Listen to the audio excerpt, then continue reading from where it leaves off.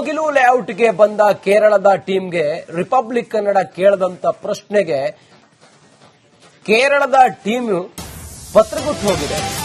Republic ಕನ್ನಡದ ಖಡಕ್ ಪ್ರಶ್ನೆಗೆ ತಬ್ಬಿಬ್ಬಾಗಿ ಹೋಗಿದ್ದಾರೆ ಕೇರಳದ ತಂಡ. ಕೇರಳದ ಟೀಮ್ ಸರ್ಕಾರದ ನಿರ್ಧಾರ ಕ್ರೈಮ್ ಅಂತ ಹೇಳಿ ಕೇರಳದ ಟೀಮ್ ಹೇಳುತ್ತೆ. ಸರ್ಕಾರದ ಸ್ಥಳ ಒತ್ತುವರಿ ಮಾಡಿದ್ದು ಕ್ರೈಮ್ ಆಗಲ್ವಾ ಅಂತ ಹೇಳಿ ನಾವು ಪ್ರಶ್ನೆ ಕೇಳ್ತೀವಿ. ಸರ್ಕಾರದ ಸ್ಥಳದಲ್ಲಿ ಅಕ್ರಮ ಮನೆ ನಿರ್ಮಾಣ ಮಾಡಿದ್ದು ತಪ್ಪಲ್ವಾ ಅನ್ನೋ ಪ್ರಶ್ನೆ. 2023ಕ್ಕೆ ಇಲ್ಲಿ ಬಂದು ಮನೆ ನಿರ್ಮಾಣ ಮಾಡಿದ್ದು ಸರಿನಾ ಅನ್ನುವ ಪ್ರಶ್ನೆಯನ್ನ ರಿಪಬ್ಲಿಕ್ ಕನ್ನಡ ನಾವು ಕೇಳ್ತೀವಿ. ಕೇರಳದ ಟೀಮ್ಗೆ ರಿಪಬ್ಲಿಕ್ ಕನ್ನಡದ ಪ್ರಶ್ನೆ ಕೇಳಿದಾಗ ತಬ್ಬಿಬ್ಬಾಗಿ ಹೋಗ್ತಾರೆ ಅವರು. ರಿಪಬ್ಲಿಕ್ ಕನ್ನಡದ ಪ್ರಶ್ನೆಗೆ ಕಕ್ಕಾಬಿಕ್ಕಿಯಾದ ಕೇರಳದ ಟೀಮ್. ನಾವೇನ್ ಪ್ರಶ್ನೆ ಕೇಳಿದ್ವಿ, ಅವ್ರು ಏನ್ ಉತ್ತರ ಕೊಟ್ರು ನೋಡೋಣ ಬನ್ನಿ.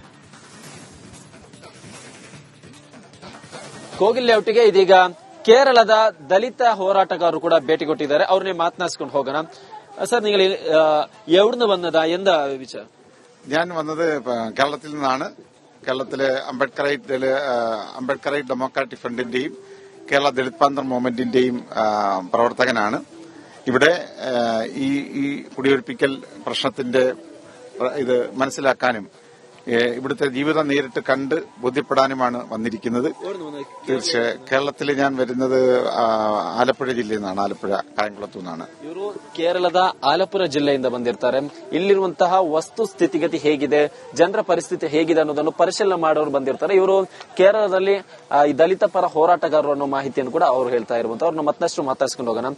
സർ, ಈಗ ഇപ്പൊ നിങ്ങൾ കണ്ടില്ല, ഇവിടെ കണ്ടിട്ട് നിങ്ങൾക്ക് എന്താ മനസ്സിലായി? നിങ്ങളുടെ ഒപ്പീനിയൻ എന്താ? ഈ ഓവറോൾ ഡെമോലിഷന്റെ നോക്കുമ്പോൾ നിങ്ങളുടെ ഒപ്പീനിയൻ എന്താ? ಅಂದ್ರೆ ಈ ಡೆಮೊಲಿಷನ್ ಪ್ರಕ್ರಿಯೆ ಬಗ್ಗೆ ಅವ್ರ ಒಪಿನಿಯನ್ ಏನಂತ ಅವ್ರನ್ನೇ മാതനാസ്ಕೊಂಡು ಹೋಗೋಣ. ഇത് വലിയൊരു മനുഷ്യാവകാശ ലംഘനമാണ് നടന്നിരിക്കുന്നത്. കാരണം ഇത്രയധികം പാവപ്പെട്ട കുടുംബങ്ങളെ കുടിയൊഴിപ്പിക്കുമ്പോൾ എന്തു തന്നെ കാരണമാണെങ്കിലും അവർക്ക് റീഹാബിലിറ്റേഷന് വേണ്ടിയുള്ള നടപടികളും അതേപോലെ മുന്നറിയിപ്പും നൽകേണ്ടതായിരുന്നു. മാത്രമല്ല, ചില മര്യാദകളുണ്ടല്ലോ. കാരണം അവരുടെ വീടുകൾ, അവരുടെ പ്രോപ്പർട്ടി സൂക്ഷിക്കേണ്ടതുണ്ട്, പഠിക്കുന്ന കുട്ടികളുടെ റെക്കോർഡ്സുകളുണ്ട്, അവരുടെ ഐഡന്റിറ്റിയുമായി ബന്ധപ്പെട്ട രേഖകളുണ്ട്. ഇങ്ങനെയുള്ള കാര്യങ്ങളെല്ലാം യഥാർത്ഥത്തിൽ തകർക്കുകയാണ് ചെയ്യുന്നത്. അപ്പൊ ഇത് വളരെ വലിയൊരു ക്രൈമാണ് യഥാർത്ഥത്തിൽ ഇവിടെ ഗവൺമെന്റ് പ്രവർത്തിച്ചിരിക്കുന്നത്. ഇവിടെ വലിയ നടന്നിരിക്കുന്ന വയലേഷനാണ്. നാഷണലായിട്ട് ഇന്റർനാഷണലായിട്ട് ചില സ്റ്റാൻഡേർഡുകളുണ്ട്, അതെല്ലാം ഇവിടെ ലംഘിച്ചിരിക്കുന്നു. ശരിക്കും ഈ ആൾക്കാരിപ്പം വെറും അനാഥരായി മാറിയിരിക്കുന്ന അവസ്ഥയാണ്. പുനരധിവാസത്തിന് വേണ്ടിയുള്ള വ്യവസ്ഥകളൊന്നും നേരത്തെ കൂടി ചെയ്യാതെയാണ് ഇതെല്ലാം ഇങ്ങനെ തകർക്കപ്പെട്ടിരിക്കുന്നത്. മാത്രമല്ല, ഇന്ന് ഇതിന്റെ പേരിൽ ഇപ്പൊ സർക്കാർ പറയുന്നത് പുനരധിവാസത്തെക്കുറിച്ച് പറയുന്നു, 10 ലക്ഷം രൂപ വീതമൊക്കെ കൊടുക്കുമെന്ന് പറയുന്നു. പക്ഷെ അപ്പോൾ പോലും മനസ്സിലാക്കുന്ന ഒരു കാര്യം, ഈ കുടിയൊഴിപ്പിക്കപ്പെട്ടവർ ഭൂരിപക്ഷം പേരും മുസ്ലിങ്ങളാണ്, പിന്നീട് മറ്റ് പിന്നോക്ക ദളിത് വിഭാഗത്തിൽപ്പെട്ടവരുമാണ്. ഇപ്പോൾ ഇതിന്റെ പുനരധിവാസത്തിന്റെ യോഗ്യത നിർണ്ണയിക്കുമ്പോൾ ഏത് മുസ്ലിങ്ങളായിരിക്കും അവരുടെ ഐഡന്റിറ്റി തെളിയിക്കണമെന്നാണ് പറയുന്നത്. അപ്പൊ നമ്മൾ മനസ്സിലാക്കുന്നത്, ഈ രേഖകൾ മുഴുവൻ ഈ കുടിയൊഴിപ്പിക്കലിന്റെ ഭാഗമായി ഗവൺമെന്റ് അതോറിറ്റികൾ ഇവരുടെ ആധാർ ഉൾപ്പെടെയുള്ള എല്ലാ ഐഡന്റിറ്റികളും നശിപ്പിക്കുകയും രേഖകൾ, സ്കൂൾ റെക്കോർഡുകളൊക്കെ തകർക്കുകയും ചെയ്തതിനു ശേഷം ഇവർ ഇവിടുത്തുകാർ തന്നെയാണോ, ഇവർ പുറത്തുനിന്നുള്ളവരുണ്ട് എന്നൊക്കെയുള്ള നിലയിലുള്ള ചില കാര്യങ്ങൾ വരുന്നു. അതുകൊണ്ട് ഈ കുടിയൊഴിപ്പിക്കലിന് വിധേയരായവർ, ಅಂದ್ರೆ ಇವರು ಮಾಡ್ತಿರುವಂತಹ ಆರೋಪ ಏನಂದ್ರೆ ಸರ್ಕಾರ ಇಲ್ಲಿ ಸರಿಯಾಗಿ ನಡ್ಕೊಂಡಿಲ್ಲ, ಜೊತೆಗೆ ಇದೊಂದು ಕ್ರೈಮ್ ಅನ್ನೋ ರೀತಿಯಲ್ಲಿ ಕೂಡ ಇವರು ಮಾತಾಡ್ತಾ ಇದ್ದಾರೆ. ಯಾಕಂದ್ರೆ ಸರ್ಕಾರ ಇವ್ರಿಗೆ ಯಾವುದೇ ರೀತಿಯ ಅಂದ್ರೆ ಡೆಮಾಲಿಷನ್ ಮಾಡುವಂತಹ ಮುಂಚೆ ಯಾವುದೇ ರೀತಿ ಅವರಿಗೆ ಸೂಚನೆ ಕೊಟ್ಟಿರಲಿಲ್ಲ. ಜೊತೆಗೆ ಏಕಾಏಕಿ ಡೆಮಾಲಿಷನ್ ಮಾಡಿದಂತಹ ಸಂದರ್ಭದಲ್ಲಿ ಒಂದಿಷ್ಟು ಅವರ ಡಾಕ್ಯುಮೆಂಟ್ಸ್ ಕೂಡ ನಶಿಸಿ ಹೋಗಿದೆ ಅನ್ನೋ ಮಾತನ್ನು ಕೂಡ ಹೇಳ್ತಾ ಇದ್ದಾರೆ. ಕೇರಳದ ಆಕ್ಟಿವಿಸ್ಟ್ ಆಗಿರುವಂತಹ ಕೆ ಅಂಬುಜಾಕ್ಷನ್ ಅವರ ಮಾತು. ಅವರು ಎಲ್ಲೋ ಒಂದು ಕಡೆ ಕೇವಲ ತಮ್ಮ ಮೂಗಿನ ನೇರಕ್ಕೆ ಮಾತನಾಡ್ತಾ ಇದ್ದಾರೆ. ಇವರಿಗೆ ನೋಟಿಸ್ ಕೊಡಬೇಕಾಗಿತ್ತು. ಇವರ ವಿಚಾರ ಬಂದಾಗ ಇದು ಅವರು ಭಾರತೀಯರು, ಅವರೆಲ್ಲಿದ್ರು ಕರ್ನಾಟಕದ ಮಾತ್ರ ಭಾರತೀಯರು ಅನ್ನೋ ಆಂಗಲ್ ನಲ್ಲಿ ಮಾತಾಡ್ತಾರೆ. ಹಾಗಾದ್ರೆ ಗೋವಾದಲ್ಲಿ ಕನ್ನಡಿಗರ ಮನೆಗಳನ್ನು ಡೆಮಾಲಿಷನ್ ಮಾಡಲಾಗಿತ್ತು, ಆ ಸಂದರ್ಭದಲ್ಲಿ ಈ ರೀತಿಯ ಭಾರತೀಯರು ಅನ್ನೋ ಪ್ರಶ್ನೆ ಯಾಕೆ ಬಂದಿಲ್ಲ ಅನ್ನೋದೇ ನಮ್ಮ ಪ್ರಶ್ನೆ. ಕ್ಯಾಮರಾ ಪರ್ಸನ್ ಮಂಜುನಾಥ್ ಜೊತೆ ಸತ್ತಾರ್, ರಿಪಬ್ಲಿಕ್ ಕನ್ನಡ, ಬೆಂಗಳೂರು. ಹೆಚ್ಚಿನ ಮಾಹಿತಿಯೊಂದಿಗೆ ನಮ್ಮ ಪ್ರತಿನಿಧಿ ಸತ್ತಾರ್ ಈಗ ನೇರ ಸಂಪರ್ಕದಲ್ಲಿದ್ದಾರೆ. ಸತ್ತಾರ್, ಕೇರಳದ ಈ ಕಮಿಟಿ ಬಂದಿರುವ ಉದ್ದೇಶ ಏನು? ಏನ್ ಮಾಡ್ತಾರೆ ಅವರು ಬಂದು? ಏನ್ ವರದಿ ತಗೋತಾರೆ? ಯಾರಿಗ್ ಕೊಡ್ತಾರೆ?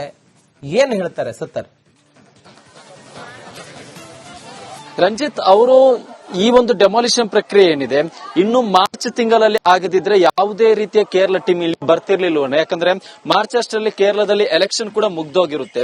ಅಂತಹ ಟೈಮ್ ನಲ್ಲಿ ಡೆಮಾಲಿಷನ್ ಪ್ರಕ್ರಿಯೆ ಆಗದಿದ್ರೆ ಯಾರು ಕೂಡ ಬರ್ತಿರ್ಲಿಲ್ವೇನೋ. ಬಟ್ ಮಾರ್ಚ್ ಅಲ್ಲಿ ಚುನಾವಣೆ ಇರುವಂತಹ ಕಾರಣಕ್ಕಾಗಿ ಒಬ್ಬೊಬ್ಬರೇ ತಮ್ಮ ತಮ್ಮ ಮೂಗಿನೇರಕ್ಕೆ ಯೋಚನೆ ಮಾಡಿಕೊಂಡು ಕೋಗಿಲ್ ಲೇಔಟ್ಗೆ ವಿಸಿಟ್ ಮಾಡುವಂತಹ ಒಂದು ಕೆಲಸ ಆಗಿದೆ. ಸದ್ಯಕ್ಕೆ ಈ ಡೆಮಾಲಿಷನ್ ಆಗಿ 20 ದಿನ ಆಗಿದೆ. ಇಲ್ಲಿ ಡಿಸೆಂಬರ್ 2025 ಡಿಸೆಂಬರ್ 20ರ ಶನಿವಾರದಂದು ಇಲ್ಲಿ ಡೆಮಾಲಿಷನ್ ಆಗಿತ್ತು. ಇಲ್ಲಿ ಡೆಮಾಲಿಷನ್ ಆಗಿ 20 ದಿನ ಆದ್ರೂ ಜನರು ಇನ್ನು ಅದೇ ಜಾಗದಲ್ಲಿದ್ದಾರೆ. ಕೇರಳ ಟೀಮ್ 2-3 ಸರಿ ಬಂದು ಹೋಗಿದೆ.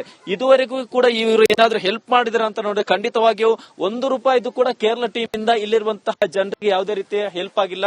ಜನರು ಅವತ್ತಿನ ಯಾವ ಸ್ಥಿತಿಯಲ್ಲಿದ್ದರು ಇವತ್ತು ಕೂಡ ಅದಕ್ಕಿಂತ ಹೆಚ್ಚಾಗಿರುವಂತಹ ನೋವಿನಲ್ಲಿದ್ದರು ವಿನ ಕೇರಳ ಟೀಮ್ ನಿಂದಂತೂ ಇವರಿಗೆ ಯಾವುದೇ ರೀತಿಯ ಹೆಲ್ಪ್ ಆಗಿಲ್ಲ. ಹಾಗಾದ್ರೆ ಕೇರಳ ಟೀಮ್ ಬರ್ತಿರೋದು ಯಾಕೆ ಅವ್ರು ಏನ್ ಮಾಡ್ತಾರೆ ಅಂದ್ರೆ ಬರ್ತಾರೆ, ಒಂದಿಷ್ಟು 2 ಕಡೆ ಒಂದು ಬಂಡೆ ಮೇಲೆ ಹೋಗ್ತಾರೆ ಮತ್ತು ಅವರು ಪ್ರತಿ ಟೀಮ್ ಬಂದಾಗಲೂ ಆ ಬಂಡೆ ಮೇಲೆ ಹೋಗ್ತಾರೆ, 4-5 ಫೋಟೋ ಕ್ಲಿಕ್ಕಿಸ್ತಾರೆ, ಜೊತೆಗೆ ಒಂದಿಷ್ಟು ಇಲ್ಲಿರುವಂತಹ ಜನರನ್ನು ಒಟ್ಟುಗೂಡಿಸಿ ಒಂದು ಫೋಟೋ ಕ್ಲಿಕ್ಕಿಸ್ತಾರೆ, ನಿಮ್ಗೆಲ್ಲ ವ್ಯವಸ್ಥೆ ಮಾಡ್ತೀವಿ ಅಂತ ಭರವಸೆ ಕೊಟ್ಟು ಏನಂತೆ ತಮ್ಮ ಪಾಡಿಗೆ ತಾವು ಹೋಗ್ತಾರೆ. ಅವ್ರು ಬರ್ತಿರುವಂತ ಉದ್ದೇಶ ಏನಂದ್ರೆ ಅಲ್ಲಿರುವಂತಹ ಅಂದ್ರೆ ರಂಜಿತ್ ಶ್ರೀಧರ್ ಈಗ ಕೇರಳದಲ್ಲಿ ಪ್ರಮುಖವಾಗಿ ಅಲ್ಲಿ ಕಾಂಗ್ರೆಸ್ ಹಾಗೂ ಏನು ಕಮ್ಯುನಿಸ್ಟ್ ಪಕ್ಷ ಇದೆ, ಅಲ್ಲಿರುವಂತಹ ಕಮ್ಯುನಿಸ್ಟ್ ಪಕ್ಷವನ್ನು ಬಹುತೇಕ ಅಲ್ಲಿರುವಂತಹ ಮುಸ್ಲಿಮರು ಇನ್ನೂ ಕೂಡ ಒಪ್ಪಿಲ್ಲ. ಕಮ್ಯುನಿಸ್ಟ್ ಪಕ್ಷವನ್ನು ಸಂಪೂರ್ಣವಾಗಿ ಅಲ್ಲಿರುವಂತಹ ಮುಸ್ಲಿಮರು ವಿಶ್ವಾಸ ಇಟ್ಕೊಂಡಿಲ್ಲ, ಕಾಂಗ್ರೆಸ್ ಮೇಲೆ ಅವರು ವಿಶ್ವಾಸ ಇಟ್ಕೊಂಡಿದ್ದಾರೆ. ಇಂತಹ ಸಮಯದಲ್ಲಿ ಕರ್ನಾಟಕದಲ್ಲಿ ಮುಸ್ಲಿಮರ ವಿರುದ್ಧವಾಗಿ ಕಾಂಗ್ರೆಸ್ ಇದೆ ಅನ್ನೋದನ್ನು ಬಿಂಬಿಸಲು ಎಲ್ಲೋ ಒಂದು ಕಡೆ ಅಲ್ಲಿರುವಂತಹ ಹಿಂದುಳಿದ ವರ್ಗದ ನಾಯಕರಾಗಿರಬಹುದು, ಜೊತೆಗೆ ಅಲ್ಲಿರುವಂತಹ ಒಂದಿಷ್ಟು ಪಕ್ಷಗಳು ಈ ರೀತಿಯ ಸ್ಟ್ರಾಟಜಿಯನ್ನು ಯೂಸ್ ಮಾಡ್ತಿದ್ಯಾ ಅನ್ನೋ ಪ್ರಶ್ನೆ ಕೂಡ ಮೂಡ್ತಾ ಇದೆ. ಯಾಕಂದ್ರೆ ಇಲ್ಲಿಗೆ ಬಂದಿರುವಂತಹ ಪ್ರತಿಯೊಬ್ಬರು ಕೂಡ ಈ ರೀತಿಯಲ್ಲಿ ಮಾತನಾಡ್ತಾ ಇದ್ದಾರೆ. ಕೇರಳ ಟೀಮ್ ಬಂದಂತಹ ಸಂದರ್ಭದಲ್ಲಿ ಅವ್ರು ಮಾಡ್ತಿರೋದು ಒಂದು ಇಲ್ಲಿ ನೋಟಿಸ್ ಕೊಟ್ಟಿಲ್ಲ ಅಂತ. ನಿಯಮದ ಪ್ರಕಾರ ಯಾವುದೇ ಸರ್ಕಾರಿ ಜಾಗದಲ್ಲಿ ವಾಸವಿರೋರಿಗೆ ನೋಟಿಸ್ ಕೊಡುವಂತಹ ಅಗತ್ಯ ಇಲ್ಲ, ಇದು ಕ್ಲಿಯರ್ ಕಟ್ ಆಗುತ್ತೆ. ಎರಡನೇದಾಗಿ ಕೇರಳ ಟೀಮ್ ಇಲ್ಲಿ ಪ್ರಶ್ನೆ ಮಾಡ್ತಾ ಇರೋದು ಇಲ್ಲಿಯವರು ನಾವು ಹೊರಗೆ. ಥ್ಯಾಂಕ್ ಯು ಸತ್ತರ್ ನಿಮ್ಮೆಲ್ಲ ಮಾಹಿತಿಗಾಗಿ. ಕೋಗಿಲು ಲೇಔಟ್ಗೆ ಬಂದ ಕೇರಳದ ಟೀಮ್ಗೆ ರಿಪಬ್ಲಿಕ್ ಕನ್ನಡ ಕೇಳದಂತ ಪ್ರಶ್ನೆಗೆ ಕೇರಳದ ಟೀಮ್ ಪತ್ರಗುಟ್ಟು ಹೋಗಿದೆ. ರಿಪಬ್ಲಿಕ್ ಕನ್ನಡದ ಖಡಕ್ ಪ್ರಶ್ನೆಗೆ ತಬ್ಬಿಬ್ಬಾಗಿ ಹೋಗಿದ್ದಾರೆ ಕೇರಳದ ತಂಡ. ಕೇರಳದ ಟೀಮ್ ಸರ್ಕಾರದ ನಿರ್ಧಾರ ಕ್ರೈಮ್ ಅಂತ ಹೇಳಿ ಕೇರಳದ ಟೀಮ್ ಹೇಳುತ್ತೆ. ಸರ್ಕಾರದ ಸ್ಥಳ ಒತ್ತುವರಿ ಮಾಡಿದ್ದು ಕ್ರೈಮ್ ಆಗಲ್ವಾ ಅಂತ ಹೇಳಿ ನಾವು ಪ್ರಶ್ನೆ ಕೇಳ್ತೀವಿ. ಸರ್ಕಾರದ ಸ್ಥಳದಲ್ಲಿ ಅಕ್ರಮ ಮನೆ ನಿರ್ಮಾಣ ಮಾಡಿದ್ದು ತಪ್ಪಲ್ವಾ ಅನ್ನೋ ಪ್ರಶ್ನೆ. 2023ಕ್ಕೆ ಇಲ್ಲಿ ಬಂದು ಮನೆ ನಿರ್ಮಾಣ ಮಾಡಿದ್ದು ಸರಿನಾ ಅನ್ನುವ ಪ್ರಶ್ನೆಯನ್ನ ರಿಪಬ್ಲಿಕ್ ಕನ್ನಡ ನಾವು ಕೇಳ್ತೀವಿ. ಕೇರಳದ ಟೀಮ್ಗೆ ರಿಪಬ್ಲಿಕ್ ಕನ್ನಡದ ಪ್ರಶ್ನೆ ಕೇಳಿದಾಗ ನಾವು ಪ್ರಶ್ನೆ ಕೇಳಿದಾಗ ತಬ್ಬಿಬ್ಬಾಗಿ ಹೋಗ್ತಾರೆ ಅವರು.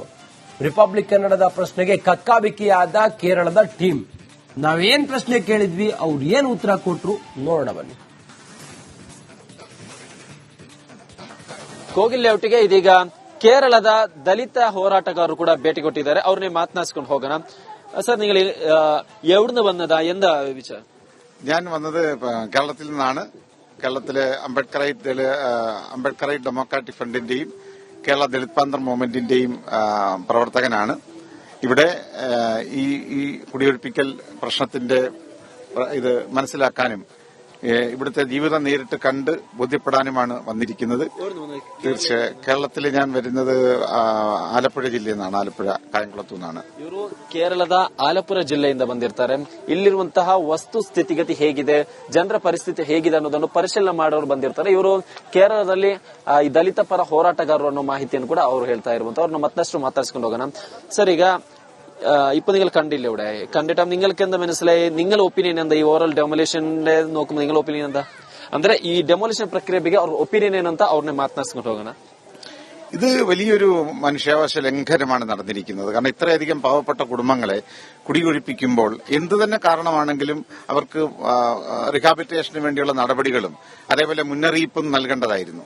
മാത്രമല്ല, ചില മര്യാദകളുണ്ടല്ലോ. കാരണം അവരുടെ വീടുകൾ, അവരുടെ പ്രോപ്പർട്ടി സൂക്ഷിക്കേണ്ടതുണ്ട്, പഠിക്കുന്ന കുട്ടികളുടെ റെക്കോർഡ്സുകളുണ്ട്, അവരുടെ ഐഡന്റിറ്റിയുമായി ബന്ധപ്പെട്ട രേഖകളുണ്ട്. ഇങ്ങനെയുള്ള കാര്യങ്ങളെല്ലാം യഥാർത്ഥത്തിൽ തകർക്കുകയാണ് ചെയ്യുന്നത്. അപ്പൊ ഇത് വളരെ വലിയൊരു ക്രൈമാണ് യഥാർത്ഥത്തിൽ ഇവിടെ ഗവൺമെന്റ് പ്രവർത്തിച്ചിരിക്കുന്നത്. ഇവിടെ വലിയ നടന്നിരിക്കുന്ന വയലേഷനാണ്. നാഷണലായിട്ട് ഇന്റർനാഷണലായിട്ട് സ്റ്റാൻഡേർഡുകളുണ്ട്, അതെല്ലാം ഇവിടെ ലംഘിച്ചിരിക്കുന്നു. ശരിക്കും ഈ ആൾക്കാരിപ്പം വെറും അനാഥരായി മാറിയിരിക്കുന്ന അവസ്ഥയാണ്. പുനരധിവാസത്തിന് വേണ്ടിയുള്ള വ്യവസ്ഥകളൊന്നും നേരത്തെ കൂടി ചെയ്യാതെയാണ് ഇതെല്ലാം ഇങ്ങനെ തകർക്കപ്പെട്ടിരിക്കുന്നത്. മാത്രമല്ല ഇന്ന് ഇതിന്റെ പേരിൽ ഇപ്പൊ സർക്കാർ പറയുന്നത് പുനരധിവാസത്തെക്കുറിച്ച് പറയുന്നു, 10 ലക്ഷം രൂപ വീതമൊക്കെ കൊടുക്കുമെന്ന് പറയുന്നു. പക്ഷെ അപ്പോൾ പോലും മനസ്സിലാക്കുന്ന ഒരു കാര്യം, ഈ കുടിയൊഴിപ്പിക്കപ്പെട്ടവർ ഭൂരിപക്ഷം പേരും മുസ്ലിങ്ങളാണ്, പിന്നീട് മറ്റ് പിന്നോക്ക ദളിത് വിഭാഗത്തിൽപ്പെട്ടവരുമാണ്.